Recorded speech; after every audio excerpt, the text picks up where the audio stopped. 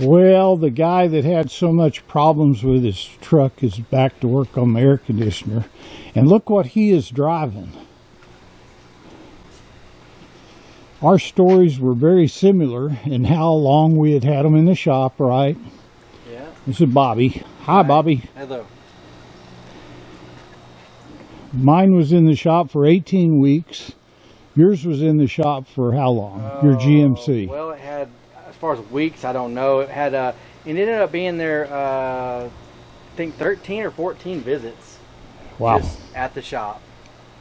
You ended up getting a lawyer. I did. I had to get an attorney because GM issued the lemon law case number to me, but they wouldn't honor it. They wouldn't do anything about it. They just kept telling me, I just keep driving it. And I'm like, they made me an offer. It said, if you'll drive it 36,000 miles, whenever that may be, bring it back and we'll trade you out of it.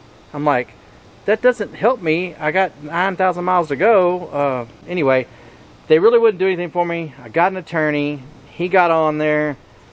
I didn't feel like it was going really anywhere. I hadn't heard from him in a few months. So the last visit, when they told me my truck was ready and I picked it up, I just decided I wasn't going to chance it anymore. I just drove down to the Ford dealer and picked it out of the lineup, and away I went. I didn't even bat an eye. Traded out. So what did they say about your truck when you traded it in? Did you feel bad about giving it to somebody else? I kind of did, but the truck actually had 9,000 miles of warranty left through GM. It's a transferable warranty, so even if someone else had a problem with it, it was still going to be taken care of, whatever they were going to do. Right. I didn't make a big deal about it. I just told them I wanted out of it, and they gave me good money for it, and I got a good deal on this one. And that was on a Saturday morning, and then the following Monday, my phone rings from my attorney, and I'm thinking, I haven't heard from him in months. What's he got to say? He goes, hey, GM made you an offer. I'm like, you're kidding me. After I said I got rid of it. After all this time. Yeah, I said I traded it off Saturday. But you had a lot of expenses and stuff. Did you take their offer? I did take. Actually, what I did was I declined their offer and let them sit on it for a minute, and they came up with a better offer. Happy darn.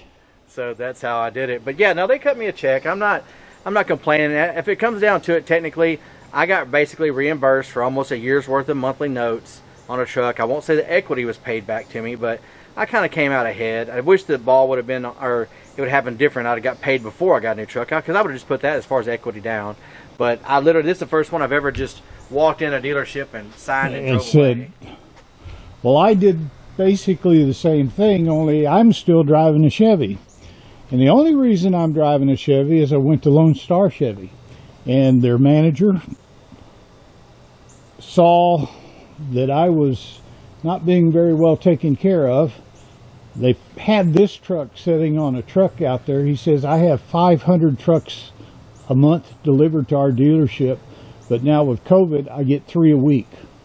And this one was almost an exact match to my 2020. He gave me $68,000 trade-in on my truck. Then he got with Chevrolet and said, do you still have that program going? And they kicked in $4,000 more. Sold me this one for $75,000. Now, a lot of the comments have been going on, do I feel like I hurt the next person? Well, I was in the same boat. Mine was in the shop at 30,000 miles, and they had to do all the brakes. I don't ever do brakes. So I turned around and went and talked to the manager, and he put me in this truck in 2 hours. Wow. And gave me enough money to make it right. And I love that truck. I still do. Do you like your new Ford? I do. It's a King Ranch. It's pretty well optioned. There's a couple things it doesn't have, which doesn't really matter to me. Like, there's no sunroof, but it came with cab lights, so that's a give or take. You can have one or the other on Ford. You don't get like a GM. Really? Yeah. Chevrolet. Yeah. And I'll never use that sunroof. Right. And I hate the lights because I just look at it as another way for water to leak into the roof. I had that happen years ago. Yeah. The Ford doesn't ride as well as the GM did. I'll give it that. And because it's a straight axle versus independent. The camera system on the Ford is nothing compared to GM's camera system. I will say Really? that. Oh yeah, it's poor quality camera system. And this one has that backup, the ghost trailer, whatever Yeah. you got, and it's still kind of It's not that great. The tailgate. And remember my GMC had the multi-pattern tailgate that Yeah. came down. That was awesome. This tailgate started falling apart on the 3rd day. Ford's tailgate is a joke. That's every day I have a problem with it. Really? Yes, I'm not happy. There's like I said, you can't Let me- pleased with everything. Let me show you something that I waited and waited and waited and waited to get this because they didn't have any because of COVID. But that's the backup camera for a Chevy Ah, with the invisible trailer. gotcha. I finally got one, and it's been sitting in that box for a year because I didn't trust the truck. Truck it was going on, yeah. And so this truck had about 3 months now. It's got 14,000 miles on it. So I drive a lot like you do. How many does your truck have? 33,000 miles. It's 10 months old today. 33. I'm moving a lot. We do. And here's the thing about this. All the problems I have with my GM, every time I put the key in the Ford, it cranks, and every time it needs diesel, it'll take it. That's the main problem I That is have the with main the big GM. deal. So I don't complain about it. But check the tailgate. The tailgate is the same thing every time. Again, Ford is just so behind on their tailgate development. So this is the problem. The design right here, this is the top. Oh, That's what it does. Every 3rd day, 3 days old, this falls off. It's held in with clips yeah. that are very, very weak. But this is And the they part. get worn out every time they No, come it out. gets better. Yeah, that's not the problem. Here's the funny part. With this installed, the way it came from the factory, when you put your foot here, it pushes it off there. It's a poor design. I mean, it is the worst. I'm so disappointed in the tailgate compared to the G. I mean, actually compared to any of them. And it's like the layout of it is the. It should have had a different design here. It should have had a lip on the tailgate that protected this. To keep it if you from drag coming off. anything off, You it just- peels it right off, and it doesn't take. I mean, there, it's back on. But it's just a very poor design. Well, The tailgate. you get a ladder. I don't have a ladder in mine, but what they did do was put these little steps in the bumper. Which that was a lot better on my GM versus Ford not having. It's hard. It's a lot harder to get in and out of that. And then the next year they made this hole where you could actually Exactly. get your hand in. Yeah, mine was that Before way. they didn't have that on my 2017 when that came out. So and I love these side steps. Does yours have side steps? Well, it actually mine does, but they're on the ramp. Okay, They're Yeah. side steps. They extended them. That was the first ones they did that was beyond the cab. They used to stop at the cab, and they black it out so Yeah. you don't really notice as much. And well, I mean, again, works. it's a nice truck. I don't knock it. It's very dependable. I just I miss some of the features on GM. GM's camera system is way better. yeah, this one's got 15 or 16 cameras. But the thing that I don't like is look at this. This is a new truck. You know, The damage you and talking the about? damage on that is plastic. Come on, GM, put a dadgum metal piece back up there, chrome strip, something. But that's what happens to them. Yeah. But this one at least is started every time. Every time. It's very dependable. I drive it every day and- My 2020 was not. yeah. It stranded me 3 times. Yeah. I can't even count the amount of times mine left me walking. And you ended up with a Ford. Well, now, you know, would you do it again? Honestly, I kind of did that out of spite. That's what I told GM when they told me, you know, you got a lemon law case number. I was like, well, look, I just want you to fix my truck. And then they couldn't fix it. And I said, okay, look, now it's a problem. I said, just replace it. Just give me another one just like it, and I'll be on my way. Well, we can't do that, sir. And then it was always arguing about do something. They weren't doing anything. I said, look, here's what I want. Cut me a check, and there'll be a brand new Ford in my driveway today. I promise you. And they didn't cut me a check. I went and bought one anyway. I was just like, you know, whatever. So you would do that again. And it mainly was because of your dealer, who you'd been a long-time customer of. Right. And I was the same way. My dealer up in College Station sucked. I found Lone Star, and I was very happy. Yeah. They took care of me. I bought this truck at the Navasota Team Ford. Yeah. Yeah. Minnesota team. I don't go there. I've learned my lesson. I mean, they were nice people and took care of me, and I've had a good. I got a really good buy on that truck. I mean, window sticker was this one. Yeah, the Ford. The Ford window sticker was around 84. Yeah. And man, I got out the door for 66.1. I'm not complaining at all. Except your tailgate sucks. Yeah, well, as far as purchase price, I'm not complaining. Okay. But you know what? No vehicle is going to be 100%. So I mean, I got to take it with the good with the bad. I sit here and look at this thing and go,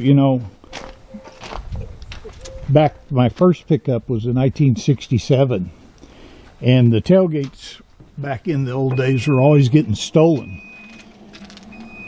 So my GMC didn't have that option. It had the multi-fold tailgate, but it didn't have a retractor like that. It'll open from the cab or out here. Yeah, well, mine would open and from it's the cab. easy to lift. As you get old, it makes it easy. It's slower. It's easier to just shut it. Yeah. But you were saying about your brake problem. My friend's got a 2020 GMC AT4. It's had 5 brake jobs in 30,000 miles. Complete rotor replacements, pads, calipers have been changed like 3 times, and he still has braking issues. Dang. Well, I pull a little trailer, that little white cargo trailer there. It's got tandem axle, brakes on both axles, and then I pull my little 20 right there, bumper pull, for my tractor when I do stuff. Very rarely.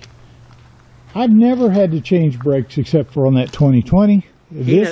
He doesn't even have a hitch. He's never pulled anything with his. It's the 2500 HD diesel. Do you think they changed the brakes? They did change the brakes. They did tell him that. They changed from the cable lockup for the emergency brakes. They've gotten rid of all that, and now it's electric. Yeah. And when mine came back, one of the times they had done something, they tried to turn off everything they could to see if they could isolate it.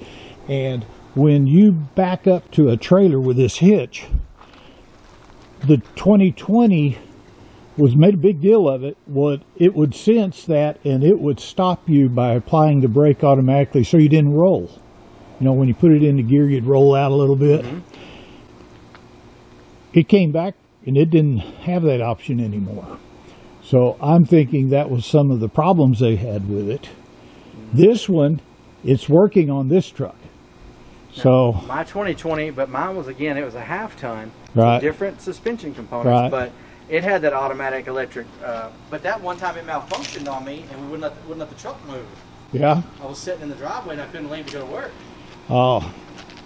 Well, this one is named the Rock 2. The Rock 1, because it always died right beside this rock. And it wanted to emulate that rock, and it did very well. Most of the time it was stone cold dead.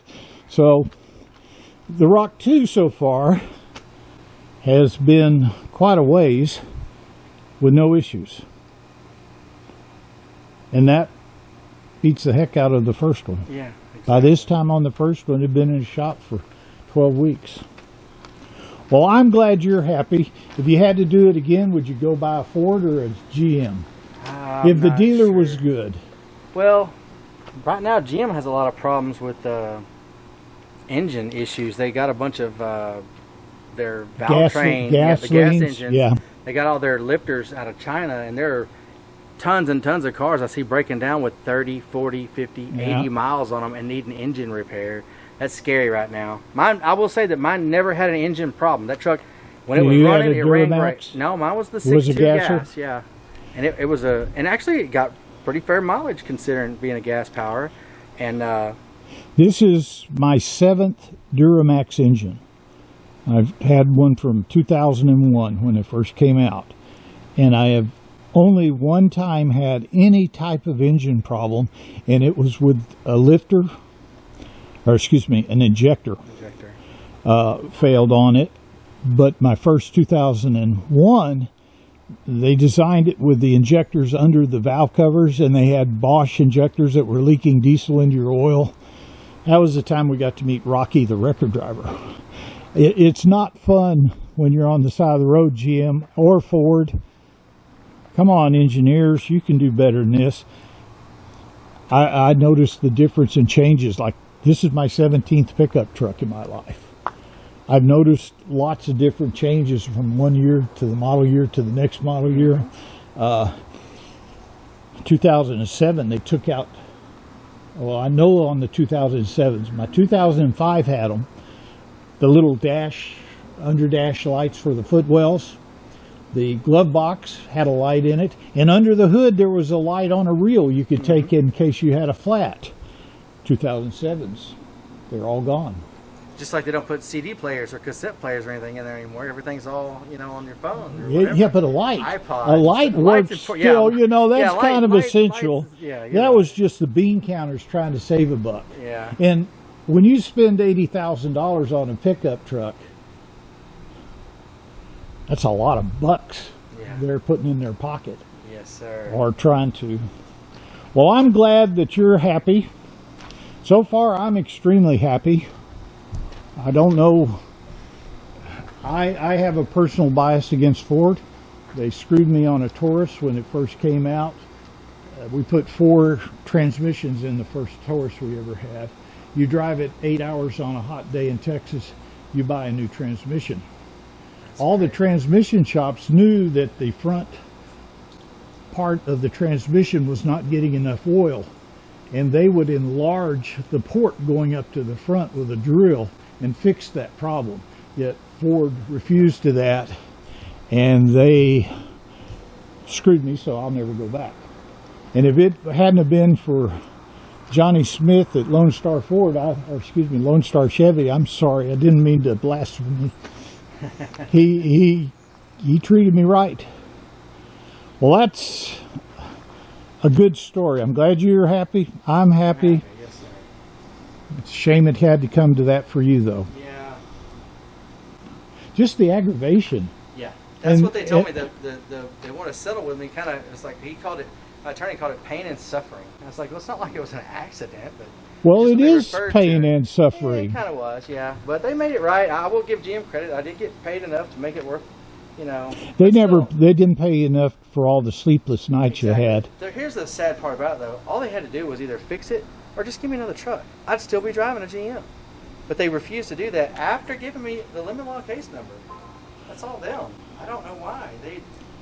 Doesn't make sense. It's corporate America. It's come down to how much value we can have for our stockholders and what the share price is. But they don't realize they lose customers. Yeah. And I mean, these are expensive trucks. If you ever told me I'd pay $80,000 for a pickup truck, I'd think that you're getting your crack on the wrong side of the railroad track. I mean, $80,000. And my 2011 double dually was $54,000. My 04 Duramax crew cab Silverado was 41.4. Yeah, it's now and so since then they're double that now. And they make them cheaper. All this fly-by-wire stuff going on, and the poor guys, they don't know how to fix them. The techs just don't know. Well, that's all I've got for us, guys. Thank you, Bobby, for coming over and telling us your story. It's a pretty truck.